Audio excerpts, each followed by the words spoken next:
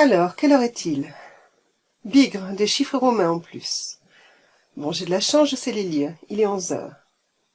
11 heures, j'imagine que ça vous parle à vous. Mais je connais pas mal de gens pour lesquels cela ne correspond à rien. Pour un jeune enfant, pour une personne porteuse d'un trouble envahissant du développement, d'un trouble du spectre autistique, d'un handicap mental, quel qu'il soit, ou encore pour une personne âgée atteinte d'Alzheimer. Bref, pour tous ceux qui souffrent d'un trouble cognitif, même ponctuel, comme après un traumatisme cérébral ou après un AVC par exemple. Pour tous ces gens-là, et ça fait pas mal de monde, 11 ne représente rien, ce n'est qu'un nombre. Ça ne dit pas si c'est le matin ou le soir, ça ne se situe pas dans le déroulement d'une journée, ça ne dit pas si on va bientôt manger ou aller se coucher, c'est vide de sens. Par conséquent, sans une image mentale claire et structurée de la manière dont s'articule une journée, cette horloge, cet outil, n'est strictement d'aucune utilité. Il ne me permet ni de m'orienter dans le temps, ni de m'organiser tout seul de manière autonome. Il me faut donc un autre outil.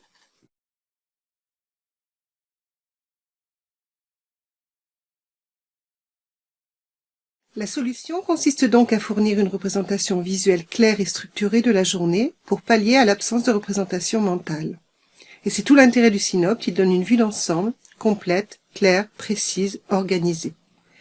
Et pour commencer, c'est bien la journée complète de 24 heures qui est affichée ici et pas seulement la moitié d'une journée, comme c'était le cas sur l'horloge précédente. 24, c'est 2 fois 12. Et l'on voit bien que si l'on ajoute la première série de 12 heures à la seconde, alors le 1 devient 13, le 2 devient 14, le 3, 15 et ainsi de suite jusqu'à minuit, qui peut s'écrire au choix 12, 24 ou 0. Le visualiser permet d'expliquer pourquoi les heures de l'après-midi peuvent s'exprimer de 2 façons différentes, voire 3 pour minuit.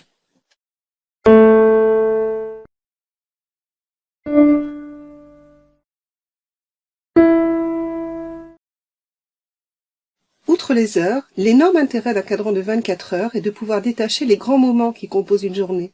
Le matin, le midi, l'après-midi, le soir et la nuit, ou plus exactement la période de sommeil. Le code de couleurs que vous voyez ici s'inspire des feux tricolores.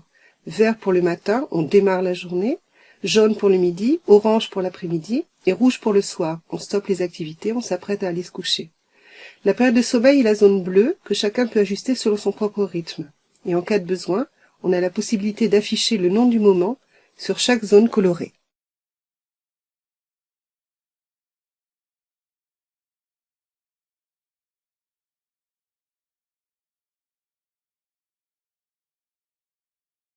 Au centre, on peut voir le rythme jour-nuit qui varie en fonction des saisons.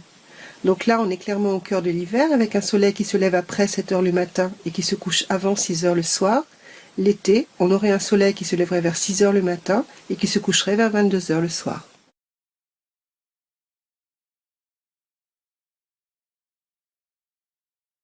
Donc d'une part, ça permet de voir que l'amplitude est vraiment très grande entre l'hiver et l'été. Et d'autre part, ça permet d'expliquer pourquoi on peut me demander le matin de rester au lit alors qu'il fait jour depuis longtemps, et pourquoi on peut me demander le soir d'aller me coucher alors qu'il ne fait pas encore nuit. Ça permet d'aborder le cycle des saisons. À l'extérieur de la graduation tout autour, vous allez pouvoir afficher les principales activités de la journée à l'aide de pictogrammes magnétiques que vous pourrez personnaliser à volonté, dessins, textes, photos.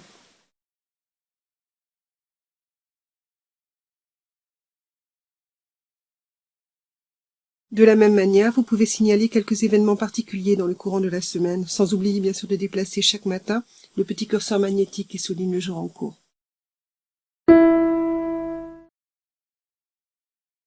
Donc en résumé, d'un seul coup d'œil sur le synopte, je sais quelle heure il est, la graduation est précise au quart d'heure près, l'aiguille me dit où je suis, elle tourne donc sur 24 heures, et la petite flèche que vous voyez au centre tournée sur elle-même, c'est la trotteuse, qui sert d'indicateur de marche et qui donne aussi le sens du mouvement de l'aiguille.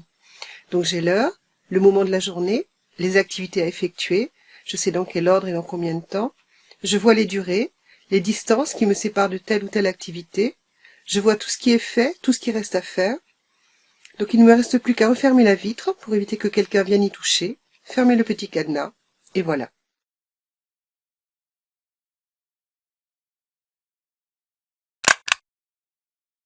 C'est un outil sur lequel on peut réellement s'appuyer pour s'organiser quasiment tout seul, anticiper, se responsabiliser et s'autonomiser.